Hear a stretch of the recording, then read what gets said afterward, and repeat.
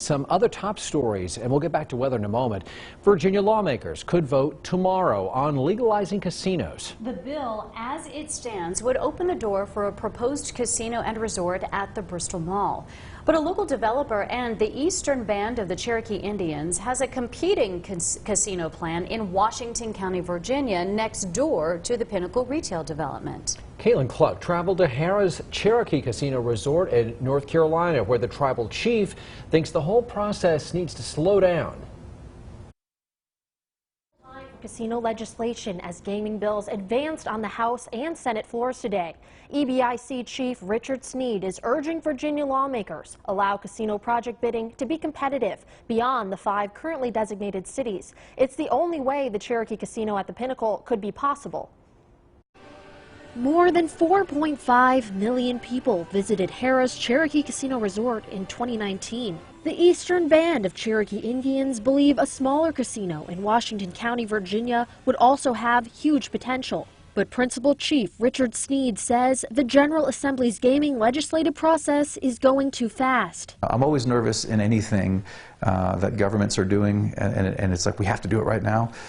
Usually the results are not optimum. A competitive bidding amendment that could allow a Cherokee casino at the Pinnacle is not on the drafted bill in Richmond. Additionally, casino development would still be restricted to within 5 designated localities, Bristol being one of them, which shuts out a Washington County-based casino that would anchor a planned water park, golf venue, amphitheater, and more. Within the city limits of Bristol, there's not the land base to do a project the size and scope of what we're proposing. Sneed says with their proposal, Bristol could still benefit through a revenue share agreement with Washington County. Those are agreements that would have to be worked out between the city of Bristol and the county. Current legislation would allow localities to select their casino partner with the help of the state lottery board. Bristol currently looks to approve the Hard Rock Casino to be built in the former mall. The other cities that were designated have basically entered into agreements with a casino operator or owner-operator. Danville actually did an RFP, a request for proposals,